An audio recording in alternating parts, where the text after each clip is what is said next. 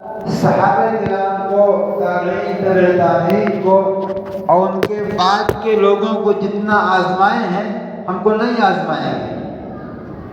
ہاں کچھ نہ کچھ تو آزمائش ہوتی ہے، لیکن انعامات اللہ کے زیادہ ہوں گے۔ میرے بھائیوں، میں نے آیت پڑھی، اللہ تعالیٰ فرماتے ہیں وَإِن تَعُدُّوا نِعْمَتَ اللَّهِ لَا تُحْصُوهَا۔ اللہ کی نعمت کو اگر تم گننا چاہو تو گن نہیں سکتے ہو۔ عام طور پر لوگ جو دنیاوی اسباب، مکان، دولت، آل اولاد، کاروبار، انہی چیزوں کو نعمت سمجھتے ہیں۔ جو نعمتیں دینی حاصل ہوتی ہیں ان کو عام طور پر نعمت نہیں سمجھتے۔ چلو کسی کے پاس اچھا مکان نہیں ہے، اچھا کاروبار نہیں ہے اور اچھی سواری نہیں ہے، لیکن اس کو نماز کی توفیق ہو رہی ہے، تلاوت کی توفیق ہو رہی ہے، اس کی آل اولاد نیک ہے، آخرت کا فکر مند ہے، اس کی وضع قضا دینی ہے، یہ اللہ کی بڑی نعمت ہے۔ اور اللہ تعالیٰ اپنے انہی بندوں کو اپنے نیک کام کی توفیق دیتے ہیں جن سے اللہ محبت کرتے ہیں۔ لہذا اگر ہم سے کچھ نیک کام ہو جا رہے ہیں، یہ اللہ کی محبت کی علامت ہے اور اللہ کی بڑی نعمت ہے۔ تو ان نعمتوں کو بھی نعمت سمجھنا چاہیے اور ان پر شکر گزار ہونا چاہیے۔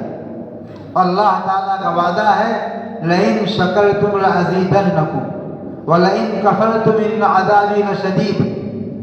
اگر تم میری نعمت کا شکریہ ادا کرو گے تو میں نعمت میں ضرور اضافہ کروں گا۔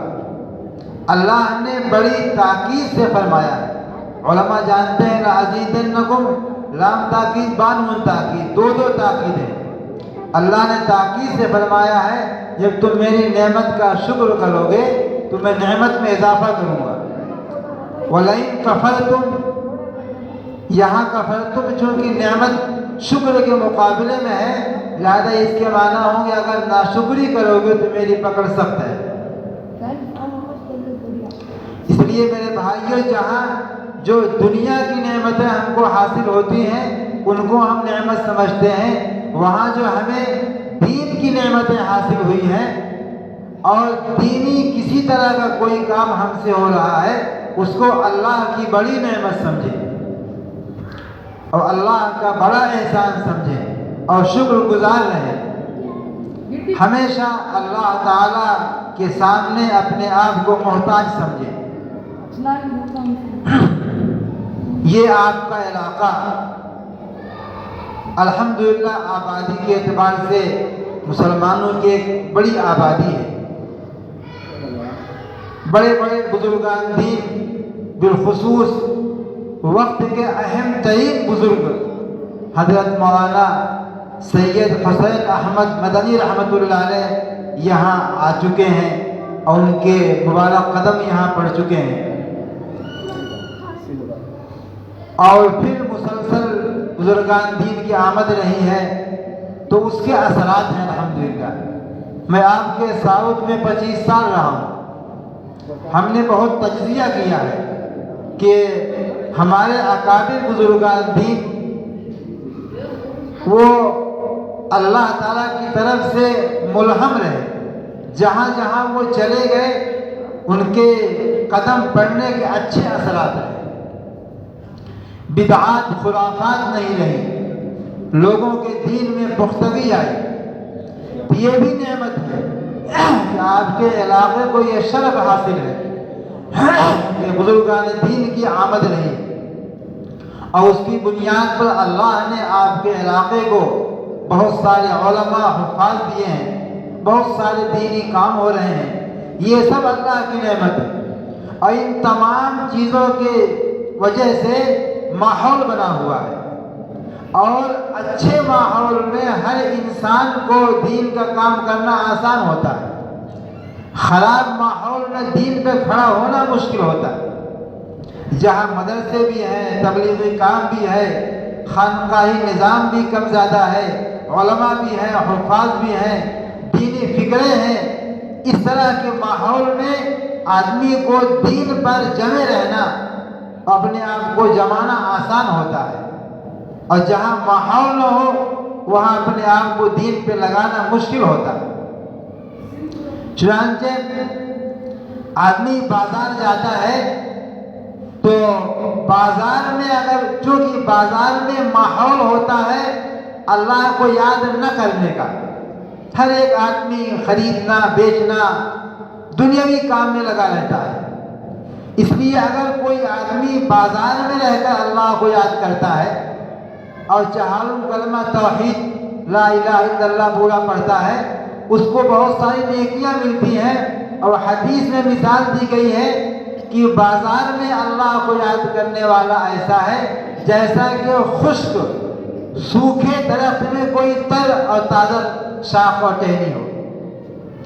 تو ماحول میں دینی کام کرنا آسان ہوتا ہے، جہاں ماحول نہ ہو وہاں مشکل ہوتا ہے۔ تو دین کے مختلف کام آپ کے علاقے میں ہو رہے ہیں، اس سے آپ کے یہاں ماحول بنا ہوا ہے، یہ اللہ کی نعمت ہے، اللہ کا احسان ہے، اس کو اللہ کی نعمت مانے اللہ اور اس کی دل کے اندر اس کی قدر کرے۔ حدیث میں ایک دعا آتی ہے جس اللہم ما اصبح بی من نعمت او بعہد من خلقک فمنک وحدک لا شریک لک، یعنی جب آدمی صبح اس کو کہتا ہے تو گویا اس نے اللہ کی نعمتوں کا شکریہ ادا کر دیا۔ اس دعا کا ترجمہ ہے اے اللہ جو نعمتیں مجھ کو یا آپ کی مخلوق میں سے کسی کو ملی ہے وہ سب کی سب آپ کی طرف سے ہیں، فمن کا وحدک لا شریک لک، تنہا آپ کی طرف سے ہیں، کسی اور کی طرف سے نہیں ہے، ہماری محنت کا، ہماری مشقت کا، ہماری توجہ کا دخل نہیں ہے۔ تو گویا آدمی اس دعا کو پڑھ کے دل سے اقرار کرتا ہے کہ ہمیں جو کچھ ملا ہے دینی دنیاوی نعمتیں اے اللہ تنہا آپ کی طرف سے ہے، میرا کوئی کمال نہیں ہے۔ تو جو اس نے یہ احساس کر لیا اپنی زبان سے کہہ دیا تو اللہ کی نعمت کا شکریہ ادا کر دیا۔ تو دنیاوی اور دینی نعمتیں جو ہمیں آپ کو حاصل ہیں ہمیں ہمیشہ اللہ کا شکر گزار ہونا چاہیے۔ اس شکریہ کا فائدہ یہ ہوگا کہ اللہ ہم کو یہ نعمتیں ہمارے اندر باقی رکھیں گے، بڑھائیں گے۔ ہمارے قریب بزرگوں میں حضرت مولانا قاری صدیق صاحب بازبی رحمۃ اللہ علیہ تھے، کہا کرتے تھے کہ مسلمانوں کا عجیب حال ہے، اللہ تعالیٰ کی طرح طرح کی نعمتیں اس کو ملتی ہیں، ملتی رہتی ہیں، لیکن شکر کرنے کی توفیق نہیں ہوتی ہے کہ 2 رکعت نماز شکریہ کے پڑھ لیں۔ ہمیں اپنا معمول بنانا چاہیے کہ سونے سے پہلے 2 رکعت نماز شکریہ کے پڑھنا چاہیے کہ اللہ نے ہمیں دینی دنیاوی بہت ساری نعمتیں دے رکھی، اور یہ یقین کرنا چاہیے کہ جو نعمتیں ہم کو اللہ نے کوئی نہیں دی ہیں ہمارے حق میں اس کا نہ ہونا ہی بہتر ہے، میرا اللہ بہتر جانتا ہے۔ تو میرے کہنے کا ایک حاصل یہ آپ کے علاقے کی جو خصوصیات ہیں اور دینی جو بہت سارے کام ہیں ان کو قدر کی نگاہ سے دیکھیے، اور اس سے جو آپ کا ماحول بنا ہوا ہے اس کو اللہ کی بڑی نعمت جانیے اور اس سے فائدہ اٹھائیے، اور یہ ماحول باقی رہے، اس کے اندر اور پختگی ہو۔ وہ پختگی کیسے ہوگی؟ ایک دوسرے کا تعاون ہو، ایک دوسرے کی مدد ہو، ایک دوسرے کی ٹانگ کھنچائی نہ ہو۔ شریعت ہمارا دین جو ہے صرف نماز پڑھنے کا نام نہیں ہے، صرف روزے رکھنے کا نام نہیں ہے، صرف تلاوت کرنے کا نام نہیں ہے، ہمارا دین تو بہت جامع ہے نا۔ پیدائش سے لے کر کے موت تک انسان کے جتنے احوال آتے ہیں ان تمام احوال میں ہر موڑ پر اسلامی تعلیمات موجود ہیں۔ خریدنا بیچنا ہے اس میں اسلامی تعلیمات موجود ہیں، لین دین کرنا ہے اس میں اسلامی تعلیمات موجود ہیں، معاشرے میں کیسے رہنا ہے اس میں اسلامی تعلیمات موجود ہیں، اپنے اعزا اقربا کے ساتھ کیا سلوک کرنا اس میں اسلامی تعلیمات موجود ہیں۔ غرض کے زندگی کے ہر شعبے میں ہمارے پیغمبر حضرت محمد مصطفیٰ صلی اللہ علیہ وسلم نے کہہ کر عمل کر کے دکھایا ہے، بتایا۔ تو حضرت رسول اللہ صلی اللہ علیہ وسلم تو انتہائی جامع تھے، آپ نے سب کچھ کیا۔ صحابہ کرام میں الگ الگ مزاج کے ہو گئے، بعض صحابہ سیاسی مزاج کے تھے، انہوں نے سیاسی اعتبار سے مسلمانوں کے نظام کو درست کیا۔ خلفائے راشدین حضرت ابوبکر صدیق، حضرت عمر، عثمان غنی، حضرت علی، حضرت معاویہ، یہ حضرات سیاسی مزاج کے تھے، اور دیگر خوبیوں کے ساتھ ساتھ ان کو نظام چلانا آتا تھا کہ اسلامی نظام، مسلمانوں کے نظام کو کیسے چلایا جائے۔ انہوں نے وہ نظام چلا کر دکھا دیا کہ پوری دنیا نہیں کر سکی قیامت تک۔ اور بہت سارے صحابہ علمی مزاج کے تھے، حضرت ابو ہریرہ رضی اللہ تعالیٰ عنہ خالص اس علمی مزاج کے صحابی تھے، بہت ساری حدیثیں ان کو یاد تھی، تمام صحابہ میں نمبر 1 کے صحابی ہیں جن کو احادیث کے پناہ یاد تھی۔ ان کو وہ علمی مزاج کے آدمی تھے، پڑھنے والے آدمی تھے، صفہ کے اندر ہمیشہ رہا کرتے تھے۔ حضرت عبداللہ ابن عباس رضی اللہ تعالیٰ، حضرت عبداللہ ابن مسعود علمی مزاج کے آدمی تھے۔ تو صحابہ کے رنگ الگ الگ رہے، مجموعی طور پر سب کے اندر پورا دین تھا، لیکن الگ الگ رنگ تھا، اپنے اپنے اعتبار سے کام کرتے رہے۔ اس لیے آج بھی جو دین کے کام کرنے والے ہیں سب کے الگ الگ رنگ ہوتے ہیں، ہر کام کی ضرورت بھی ہے، ہر کام کی ضرورت ہے، ہر کام کے الگ الگ رنگ والے ہوتے ہیں، ہر ایک الگ مزاج ہوتا ہے۔ علماء کے اندر بعض علماء تدریسی مزاج کے ہوتے ہیں، پڑھانے کے مزاج کے ہوتے ہیں، ان کا مزاج ہی ہوتا ہے پڑھانا۔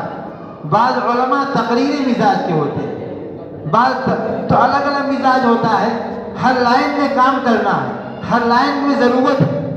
اس لیے اللہ تعالیٰ اسی اس اعتبار سے افراد پیدا کیے ہیں، کہا جاتا ہے لِكُلِّ فَنٍّ رِجَالٌ، ہر فن، ہر کام کے لیے آدمی، لِكُلٍّ رَائِن وَحَوَایَةٌ، ہر ایک کا ایک مزاج ہوتا ہے، ایک رائے ہوتی ہے۔ اس لیے یہ نہ سمجھا جائے کہ ہم جو کام کر رہے ہیں وہی کام ٹھیک ہے، وہی سب کو کرنا چاہیے، نہیں۔ دین کے مختلف شعبے، تبلیغی جماعت بھی دین کا اہم کام ہے، اس کو بھی ہونا ہے، مدارس اہم کام ہے، ان کو بھی ہونا ہے، مکاتب اہم کام ہے، ان کو بھی ہونا ہے، خانقاہیں لوگوں کی اصلاح کے لیے ان کو بھی ہونا ہے۔ ان تمام کو ملنے کے بعد دین کا مجموعہ تیار ہوتا ہے۔ حضرت مولانا رشید الدین صاحب رحمۃ اللہ علیہ حضرت مولانا حسین احمد مدنی کے داماد تھے، مدرسہ شاہی مراد آباد کے محتمم تھے، بیگ بشارت میں آئے تھے، کہنے لگے یہ فرض کر لو تھوڑی دیر کے لیے کہ 50 سال مدرسے بند کر دو، دین مٹ جائے گا، دین مٹ جائے گا۔ چونکہ دین کو سیکھنے والے، سکھانے والے، حق کو جاننے والے، بتانے والے، قرآن و حدیث کو سمجھنے والے، سمجھانے والے نہیں ملیں گے آپ کو۔ تو میرے بھائیوں، یہ دل سے یقین کرنا چاہیے، ماننا چاہیے کہ ہر کام کی ضرورت ہے، ہر میدان میں کام ہونے سے دین کا مجموعہ تیار ہوتا ہے۔ لہذا جو لوگ مکتب میں کام کر رہے ہیں وہ بھی ایک اہم کام کر رہے ہیں، جو مدرسہ چلا رہے ہیں وہ بھی ایک اہم کام کر رہے ہیں، جو لوگ دعوت تبلیغ سے لگے ہوئے ہیں وہ بھی اہم کام کر رہے ہیں، جن کا مزاج خانقاہی ہے اور وہ بھی اہم کام کر رہے ہیں۔ اور میرے بھائیو سن لیجئے، اللہ تعالیٰ کے ہاں بدلہ ملے گا اخلاص کی بنیاد پر، یاد رکھیے آپ، ورنہ یہ سارے اعمال اللہ تعالیٰ منہ پر مار دیں گے۔ وہاں جو ملے گا وہ اخلاص کی بنیاد پر ملے گا۔ ایک آدمی الف با پڑھاتا ہے، مکتب میں پڑھاتا ہے، اگر اس کے اندر اخلاص ہے، ہم اللہ کے لیے اللہ کے ان بچوں کو پڑھا رہے ہیں، وہ اللہ تعالیٰ کا مقبول ہوگا۔ اور ایک آدمی بڑی بڑی کتابیں پڑھاتا ہے اور بڑے بڑے چیزیں لگاتا ہے، اس کے اندر اخلاص نہ ہوگا، اللہ منہ پر مار کے پھینک دیں گے، اللہ تعالیٰ کا اخلاص سے قدر ہوگی۔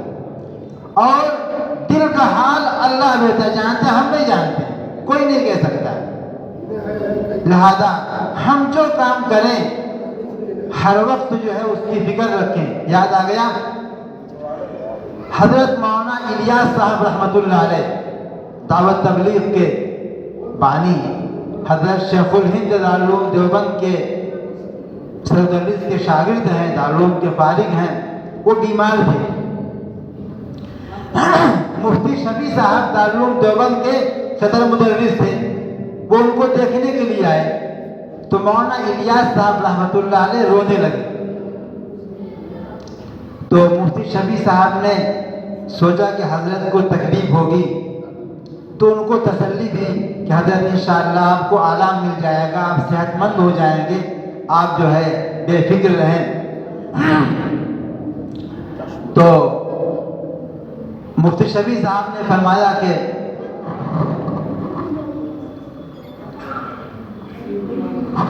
اس طرح ان کو تسلی دی۔ مفتی شفیع صاحب دارالعلوم دیوبند کے صدر مفتی تھے، ان کو تسلی دی مولانا الیاس صاحب کو کہ انشاءاللہ آپ صحت مند ہو جائیں گے، ٹھیک ہو جائیں گے۔ کہنے لگے مفتی صاحب آپ کیا سمجھ رہے ہو میں رو رہا ہوں کسی بیماری کی بنیاد پر؟ ایسا نہیں، میں بیماری کی بنیاد پر نہیں رو رہا ہوں، بلکہ میں اس لیے رو رہا ہوں کہ اللہ کی توفیق سے میں نے ایک کام شروع کیا دعوت تبلیغ کا، اور عوام میں وہ مقبول ہوا۔ مجھے خطرہ اس بات کا ہے کہیں یہ استدراج نہ ہو، مجھے خطرہ اس بات کا کہیں یہ استدراج نہ ہو۔ اب استدراج کیا ہے پہلے آپ کو سمجھا دوں۔ استدراج کہتے ہیں اللہ تعالیٰ کی طرف سے چھپی تدبیر، اللہ تعالیٰ کی طرف سے ڈھیل۔ ایک آدمی کو بظاہر نیک کام کرنے کا موقع ملتا ہے، نیک کام کرتا ہے، اچھے کام کر رہا ہے وہ، لیکن حقیقت میں اللہ تعالیٰ کا مقبول نہیں ہے وہ۔ چنانچہ بعد میں ایسے حالات پیدا ہو جائیں گے کہ وہ مقبول نہیں ہوگا۔ اس کو کہتے ہیں استدراج، کہ اللہ تعالیٰ اس کو ڈھیل دیتے ہیں، مہلت دیتے ہیں، اور وہ کچھ نیک کام کر لیتا ہے تو اپنے آپ کو بہت کچھ سمجھنے لگتا ہے، اور اللہ تعالیٰ کہتا ہے ہمارے آپ کے اعمال کی کیا حیثیت ہے۔ تو کسی آدمی کو کچھ اعمال کرنے کی توفیق مل جائے اور وہ آدمی اسی کو بہت کچھ سمجھنے لگے تو اللہ تعالیٰ کے ہاں یہ چیز بالکل برداشت نہیں ہوتی ہے۔ تو یہ اس کو کہتے ہیں استدراج، خفیہ تدبیر، وہ جو بہت خطرے کی چیز ہوتی ہے۔ تو مفتی شفیع انہوں نے کہا مجھے خطرہ کہیں یہ استدراج نہ ہو، یعنی بظاہر ہمارا یہ کام مقبول ہو رہا، ہمارا یہ کام لوگ جو ہے قبول کر رہے ہیں، پتہ نہیں اللہ تعالیٰ کیا مقبول ہے کہ نہیں ہے۔ تو مفتی شفیع صاحب مفتی تھے، انہوں نے کہا حضرت آپ کے حق میں استدراج نہیں ہے، کیونکہ نیک کام، اچھے کام استدراج اس کے حق میں ہوتے ہیں جس کو یہ احساس نہ ہو۔ آپ کو یہ احساس ہے، لہذا آپ کے حق میں استدراج نہیں۔ آپ کو یہ احساس ہے اس لیے آپ کے حق میں استدراج نہیں ہے۔ جس کو یہ احساس نہ ہوگا اور جو اپنے کام میں غرہ کرے گا، کبر سا کرے گا، اس کے حق میں استدراج کا خطرہ ہوگا۔ تو میرے بھائیوں، میں یہ کہہ رہا تھا، یاد رکھیے کوئی بھی عمل ہو چھوٹا یا بڑا، وہ مشہور روایت ہے، لمبی روایت ہے کہ اللہ تعالیٰ کے سامنے مالدار لایا جائے گا، شہید آئے گا، عالم آئے گا، اللہ سب سنے ہوں گے۔ اللہ شہید سے پوچھیں گے، کہے گا کہ تم نے کیا کیا؟ کہہ دے گا میں نے جان قربان کر دی۔ اس سے اللہ تعالیٰ کہیں گے تم نے کچھ نہیں کیا، تم نے اس لیے جان قربان کی تھی کہ لوگ تم کو شہید کہیں گے، اور منہ کے بل کھینچ کے جہنم میں ڈال دیا جائے گا۔ یہی حال ہوگا مالدار کا۔ وہ کہے گا میں نے بہت مال خرچ کیا، اللہ تعالیٰ کہیں جھوٹ کہتا ہے، تو نے خرچ کیا تاکہ تجھ کو لوگ سخی کہیں۔ یہی حال عالم کا ہوگا۔ اس لیے میرے بھائیوں، اپنے اس دل کو ہمیشہ ٹٹولتے رہنا چاہیے، کہیں اس کے اندر ریاکاری نہ آ جائے، اس کے اندر کبر نہ آ جائے، اس کے اندر خود پسندی نہ آ جائے، اور ان بیماریوں کی بنیاد پر ہمارے اعمال بیکار ہو جائیں۔ ہمیشہ اپنے آپ کو ٹٹولتے رہنا چاہیے، اپنے ایمان کی مضبوطی کی فکر کرنی چاہیے، اپنے اعمال کو بڑھانے کی فکر کرنی چاہیے، اس کے ساتھ ساتھ ہمیشہ اپنے دل کا جائزہ لیتے رہنا چاہیے کہ کبھی ہمارے اندر ہمارے عمل کی بنیاد پر کوئی بڑائی نہ پیدا ہونے پائے۔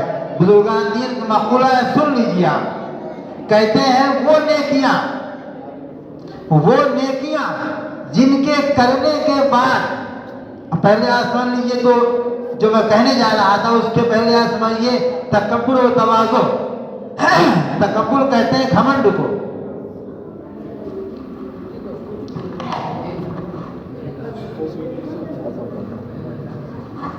تکبر کہتے ہیں گھمنڈ کو، دل سے اپنے آپ کو بڑا سمجھنا، دوسروں کو گھٹیا سمجھنا، اور حق جان لینے کے باوجود نہ ماننا، اس کا نام تکبر ہے۔ اپنے آپ کو دوسروں سے بڑا سمجھنا، دوسروں کو گھٹیا سمجھنا، کوئی بھی حق جان لینے کے بعد اس کو نہ ماننا، اس کا نام تکبر ہے۔ اور اپنے آپ کو سب سے گھٹیا سمجھنا، دوسروں کو اپنے سے بہتر سمجھنا، اس کا نام تواضع ہے، انکساری ہے۔ اللہ تعالیٰ کو تواضع بہت پسند ہے اور تکبر انتہائی ناپسند ہے۔ فرمایا من تواضع للہ رفعہ اللہ، جو تواضع کرے گا اللہ اس کو بلند کریں گے۔ ومن تکبر للہ وضعہ اللہ، جو کبر کرے گھمنڈ کرے اللہ اس کو گرا دیں گے۔ اللہ تعالیٰ کی بڑائی اور تکبر بھی ہرگز پسند نہیں۔ حدیث میں آتا ہے جس آدمی کے دل میں ذرہ برابر کبر ہوگا جہنم میں جائے گا۔ اب سنیے آپ، بزرگان دین کا مقولہ ہے، جن نیکیوں کی بنیاد پر تکبر پیدا ہو ان سے وہ برائیاں اچھی ہیں جن سے تواضع پیدا ہو۔ جن نیکیوں کی بنیاد پر تکبر پیدا ہو اس سے وہ برائیاں اچھی جس سے تواضع پیدا ہو۔ ایک آدمی برائی کرتا ہے، ہو جاتا ہے اس سے برائی، لیکن وہ سمجھتا ہے میں بہت برا ہوں، بہت گھٹیا ہوں، میرے اعمال بڑے خراب ہیں، پتہ نہیں میرا کیا حال ہوگا، اپنے آپ کو سب سے کمتر سمجھتا ہے، وہ متواضع ہے۔ اور ایک آدمی سے کچھ نیکیاں ہو جا رہی ہیں، سمجھتا ہے ہم تو بڑے نیک ہیں، بہت خطرے میں ہے وہ۔ اس لیے میرے بھائیوں، ہم سب کو اپنے دل کا جائزہ لیتے رہنا چاہیے۔ جو بزرگان دین سے تعلق قائم کرتے ہیں، ان سے بیعت ہوتے ہیں اور ان سے تعلق قائم کر کے اپنی اصلاح کرانا چاہتے ہیں، تو بزرگان دین اسی بات کی کوشش کرتے ہیں جو دل کی بیماریاں ان کو دور کی جائیں۔ تکبر ہے، حسد ہے، بغض ہے، کینہ ہے، یہ سب جو چیزیں ہوتی ہیں ان کو دور کی جائیں، کیونکہ بڑی خطرناک ہے وہ۔ ایک آدمی بظاہر بہت نیک ہے، لیکن اس کے اندر یہ کبر ہے کہ میں نیک ہوں، میں اچھا ہوں، تو اس کی نیکیاں ہرگز قبول نہیں ہیں۔ ہمارے بزرگان دین میں حضرت مولانا اشرف علی تھانوی رحمۃ اللہ علیہ بڑے بزرگ ہیں، اہل حق دنیا مانتی ہے ان کو، 1000 کتاب کے مصنف ہیں، زبردست جید عالم ہیں، اور علماء خوب جانتے ہیں ان کو۔ وہ کہا کرتے تھے، سن لیجئے، کہ میں اپنے آپ کو حال کے اعتبار سے کسی ادنا مسلمان سے بھی اچھا نہیں سمجھتا، اور انجام کے اعتبار سے اپنے آپ کو کسی کافر سے بھی اچھا نہیں سمجھتا۔ اتنے بڑے بزرگ، اتنے بڑے عالم، جنہوں نے بڑے بڑے کارنامے انجام دیے، ان کا یہ جملہ ہے کہ میں انجام کے اعتبار سے کسی کافر سے اپنے آپ کو اچھا نہیں سمجھتا، اس لیے کہ جب حسن خاتمہ ہوگا تبھی تو اعتبار ہوگا ہمارا۔ ایک کافر ہے، ابھی کافر ہے، اگر اس کو مرنے سے پہلے ایمان کی توفیق ہو گئی وہ کامیاب، اور جب تک میرا حسن خاتمہ نہ ہو جائے کیا بھروسہ، اس کے پہلے ہم کیا کہہ سکتے ہیں، کس کو کیا پتا ہے۔ اور ایک مسلمان ہے، ممکن ہے اس کی کوئی ادنا نیکی اللہ تعالیٰ کو پسند ہو جس کی بنیاد پر اللہ اس کو بخش دیں، اور ہماری کوئی ادنا برائی اللہ تعالیٰ کو ناگوار لگ جائے جس سے ہمارے نگہ پانی پھر جائے۔ ان بزرگان دین کو اپنے دل پر توجہ رہتی تھی، اس کا احساس رہتا تھا کہ ہمارے اندر کیوں نہ آنے پائے۔ اس لیے میرے بھائیوں، ہم ہوں، آپ ہوں، کوئی بھی ہو، اپنے دل کے بارے میں ہمیشہ فکر مند ہونا چاہیے۔ میں یہ کہہ رہا تھا کہ دین کا جو بھی کام اللہ تعالیٰ ہم سے لے رہے ہیں، جس لائن کا، ایک تو اس کو کم سمجھیں، ہم سے کم کام ہوا ہے اور ہونا چاہیے، اور جتنا ہوا ہے محض اللہ کا فضل ہے، اس کی توفیق ہے، ہمارا کوئی کمال نہیں ہے، اللہ قبول کر لے وہ ان کا احسان ہے۔ یہ احساس ہونا چاہیے، اور اخلاص کی بنیاد پر ہی کام قبول ہوگا۔ کام سب ہیں۔ حضرت شیخ الہند دارالعلوم دیوبند کے صدر مدرس ہیں، اور یہی حضرت تھانوی کے استاد ہیں، مفتی شفیع صاحب مولانا الیاس صاحب کے استاد ہیں۔ مولانا الیاس صاحب جو دعوت تبلیغ کے بانی ہیں، ان کے، مفتی شفیع صاحب کے، مولانا حسین مدنی کے، ان سب جو استاد ہیں وہ انہی کے بنائے ہوئے افراد ہیں۔ وہ کہتے تھے فراغت کے بعد اگر قاعدہ بغدادی الف با پڑھانے کو مل جائے، آدمی سمجھے ہمارا علم قبول ہو گیا۔ اس لیے میرے بھائیوں، دین کے کسی کام کو بھی کبھی بھی گھٹیا نہیں سمجھنا چاہیے، اور ہم سے جو کام ہو رہا ہے اس کو ہم بہت اچھا نہ سمجھ کر کے دل نہ آنا چاہیے، بلکہ اپنے دل کو ٹٹولنا چاہیے، کیونکہ انجام اسی کا ہوگا۔ اگر اخلاص سے کام کریں گے تو وہی اللہ تعالیٰ کے یہاں بدلہ ملے گا، اخلاص میں کمی ہوگی تو اللہ تعالیٰ کو ہماری آپ کے عبادات کا، ہمارے آپ کے کام کی کوئی ضرورت نہیں ہے، اللہ بہت بے نیاز ہے۔ اس لیے میں کہہ رہا تھا کہ دین کے مختلف شعبے، سارے شعبوں کو قدر کی نگاہ سے دیکھنا چاہیے، اور ہر شعبے کی ضرورت ہے اس کو یقین کرنا چاہیے، اور ہر ایک کا تعاون کرنا چاہیے۔ اگر تعاون نہ ہو تو خیر آخری درجے میں کسی بھی ادنا سے ادنا دینی کام کو نقصان نہ پہنچانا چاہیے۔ اگر یہ نہ ہوگا تو خطرے کی چیز ہے۔ اس لیے میں آپ سب سے درخواست کرتا ہوں اور امید کرتا ہوں کہ آپ کے یہاں جو ایک اچھا ماحول ہر اعتبار سے ہے اس کو بڑھائیے، ایک دوسرے ہر کام کی اہمیت کو جانیے۔ مکاتب کی تعلیم فرض عین کی تعلیم ہوتی ہے، وہاں بچے دین کی بنیادی ضرورت سیکھتے ہیں، وہ بہت اہم تعلیم ہوتی ہے، وہ بھی ضرورت ہے۔ مدارس کی تعلیم اہم تعلیم ہوتی ہے، قرآن پاک کی حفاظت ہے، ہر دعوت تبلیغ کا کام اہم کام ہے، ہر کام کی ضرورت ہے، ہر کام کے مزاج کے لوگ ہیں، لہٰذا ایک دوسرے کا تعاون ہونا چاہیے، اور ہر کام کی پورے طور پر دل سے اس کی ضرورت سمجھنی چاہیے، اور کسی بھی دینی کام میں ہماری طرف سے کوئی نقصان اور کوئی مخالفت کا شائبہ بھی نہ ہونا چاہیے۔ اس سے کیا ہوگا، آپ کا جو ماحول ہے دینی مختلف لائنوں سے، اس میں ترقی ہوگی، اس میں فائدہ ہوگا، اور آپ کا یہ ماحول بنتا جائے گا جس کے نتیجے میں آپ کی نسلوں کے ایمان اور ان کے اعمال محفوظ رہیں گے۔ میں نے ایک روایت پڑھی تھی، اور اس میں اللہ کے پیغمبر صلی اللہ علیہ وسلم فرماتے ہیں لا یزال قدم ابن آدم، حشر کے میدان میں انسان کے قدم اپنی جگہ سے ٹس سے مس نہیں ہوں گے جب تک کہ 5 سوال کا جواب نہ مل جائے۔ پہلا، ان عمرہ فیما افنا، اللہ کہیں گے میں نے آپ کو زندگی دی، میں نے آپ کو عمر دی، 50 سال 60 سال 70 سال، کیا کیا تم نے، کہاں گنوایا بتاؤ۔ آج تو ہم لوگ ٹائم پاس کے لیے چیزیں پیدا کرتے ہیں، اللہ تعالیٰ پوچھیں گے کہ اب تم نے اس عمر میں کیا کیا، تمہیں بتاؤ، اس کا جواب دینا پڑے گا۔ اس لیے میرے بھائیوں، اپنی زندگی قدر کر لیجئے۔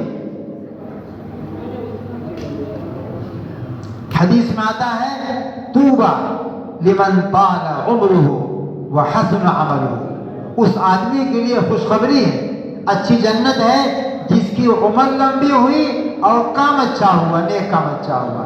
اللہ نے عمر دی ہے، اچھا کام کیجئے، جنت کی خوشخبری ہے۔ اور اس کے الٹا ظاہر ہے زندگی لمبی ہے، کام بیکار ہے، تو خطرہ کی چیز ہے۔ جنت میں آدمی کو کسی چیز کا افسوس نہیں ہوگا، افسوس ہوگا صرف انہی اوقات کا جن اوقات کو ضائع کر دیا اور کوئی نیک کام نہیں کیا، کیونکہ وہاں دیکھے گا کہ اللہ کے جن بندوں نے نیک کام کیے، سبحان اللہ پڑھا، الحمدللہ پڑھا، کوئی بھی نیک کام کیے، ان کے درجات بلند ہو رہے ہیں، ان کو اونچے اونچے درجے مل رہے ہیں، اور یہ اس مقام پہ نہیں پہنچ پا رہا ہے، اس کو افسوس ہوگا، ایک افسوس ہوگا۔ زندگی کے جو اوقات چلے گئے، اب جو ہیں ان کی قدر کر لیجئے، اور اللہ کی دی ہوئی اس عمر کی نعمت کی قدر کر کے اللہ کو راضی کرنے والے اعمال کر لیجئے، اور اللہ کو ناراض کرنے والے اعمال سے بچ جائیں۔ تو پہلا سوال ہوگا عمر کے بارے میں، دوسرا ہوگا وعن شبابہ فیما ابلا، ہمیں تم کو جوانی دی تھی، کہاں خرچ کیا؟ 15-16 سال کے بعد آدمی بالغ ہو جاتا ہے، جوان لوگ سمجھتے ہیں ہم تو مست ہیں چاہے جو کریں، ایسا نہیں ہے، یہ جوانی اللہ تعالیٰ کی دی ہوئی اللہ کی نعمت ہے۔ اللہ اس کے بارے میں پوچھیں گے تم نے اس جوانی کو کہاں خرچ کیا، جواب دینا ہوگا۔ اس لیے جوانوں کو چاہیے اپنی جوانی کی قدر کیجیے، اور اس جوانی کو اللہ کو راضی کرنے والے اعمال میں لگائیے، اور اس جوانی کو اللہ کو ناراض کرنے والے اعمال سے بچا لیجیے، ورنہ پچھتاوا ہوگا۔ تیسری اور چوتھی چیز ہے، سوال ہوگا مال کے بارے میں، کہ مال کہاں سے کمایا، کہاں خرچ کیا۔ مال کہاں سے کمایا، کہاں خرچ کیا، دونوں سوال ہوگا۔ ہم کمانے میں آزاد نہیں، ہم خرچ کرنے میں آزاد نہیں۔ جائز طریقے کمانے کے ہیں، جائز جگہیں خرچ کرنے کی ہیں۔ اگر ہم جائز طریقے سے کمائیں گے تو اللہ تعالیٰ کو جواب دے پائیں گے، اور اگر کمانے میں ہم نے جائز ناجائز کی پرواہ نہیں کی، یہی پہلے سوال میں پھنس جائیں گے۔ لہذا جس کے جو بھی کمائی کے ذرائع ہیں، علماء سے پوچھ کر کے ہر حرام، ناجائز، مکروہ، ناپسندیدہ ذریعے سے بچیے، اور حلال کمائی کا کو اپنائیے۔ کم ہوگا اللہ برکت دیں گے، سکون دیں گے۔ حرام کمائی زیادہ ہوگی، برکت نہیں ہوگی۔ اور کمانے کے بعد بھی کہاں خرچ کیا، یعنی جہاں چاہا، ناجائز جائز کوئی پرواہ نہیں کیے بغیر خرچ کرتے رہے، فضول خرچی کرتے رہے، تو آدمی سوچتا ہے ہم نے کمایا، چاہے جہاں خرچ نہیں، مال بھی آپ کے قبضے میں اللہ کی امانت ہے، جواب دینا پڑے گا۔ اس لیے خرچ کرنے کے اندر، خرچ کرنے میں کیا ہے، اپنے ضروریات میں خرچ کیجئے، اپنے آرام میں خرچ کیجئے، لیکن نمائش میں خرچ کرنا ناجائز، دکھاوے کے لیے بچائیے۔ اور تو کہتے ہیں کہ تو اپنی ضروریات ہیں، بچوں کی ضروریات ہیں، اعزاء اقربا کے حقوق وہاں خرچ کیجئے، اپنے آرام میں خرچ کیجئے، اپنے اچھے لگنے کے لیے بھی خرچ کیجئے، لیکن نمائش، دکھاوا، فضول خرچی یہاں کریں گے، پیسہ بھی برباد جائے گا، اللہ تعالیٰ کے یہاں پوچھو گے۔ اور آخری چیز تھی علم کے بارے میں، جو کچھ جانا عمل کیا کیا، جو جانا عمل کیا کیا۔ تو سوال ہوگا میرے بھائیوں، زندگی موت کا کوئی بھروسہ نہیں ہے، اس لیے ابھی سے ان سوالوں کے جوابات کے لیے تیار رہیے۔ اور یہ رجب کا مہینہ ہے، اللہ کے پیغمبر صلی اللہ علیہ وسلم دعا کرتے تھے، اللہم بارک لنا فی رجب و شعبان وبلغنا رمضان۔ یہ رمضان انتہائی باعث قدر کا مہینہ ہے، اس کو پانے کے لیے آپ 2 مہینہ پہلے سے دعا کرنا شروع کرتے تھے۔ ہم بھی دعا کیا کریں، اے اللہ اس ماہ رجب میں اور اس کے بعد آنے والے ماہ شعبان میں ہماری زندگی میں برکت ہو، اور ہم کو رمضان موصول ہو، ملے، اور پھر رمضان کی قدر کرتے ہوئے اس قدر اللہ کو راضی کر لیں کہ ہماری مغفرت کے فیصلے ہو جائے۔ رمضان میں نیکیاں کرنے کے ساتھ ساتھ زیادہ اہم ہوتا ہے برائیوں سے بچنا، روزے کا وہی فائدہ ہے۔ اس لیے ابھی اس کی تیاری کریں اور اپنے آپ کو اپنے اللہ کے سامنے پیش کرنے کے لیے تیار ہو جائیں۔ ہم سے جو برائیاں ہو جاتی ہیں آپ بتائیے، اللہ تعالیٰ ایک ایک برائی کو جانتا ہے۔ دنیا کے لوگوں سے ہم چھپ جائیں گے، لیکن میرے اللہ سے کوئی آدمی اور کوئی عمل نہیں چھپ سکتا ہے۔ اگر برائیاں ہوں گی تو اللہ تعالیٰ کے سامنے ہم کس منہ سے جائیں؟ اس لیے اپنے آپ کو سنبھالیے، ہر نیک کام کرنے کی کوشش کیجیے، ہر برائی سے بچیے اور لوگوں کو بچانے کی کوشش کیجیے۔ اللہ تعالیٰ ہم سب کو جو کچھ کہا سنا گیا ہے عمل کرنے کی توفیق نصیب فرمائے۔ الحمدللہ۔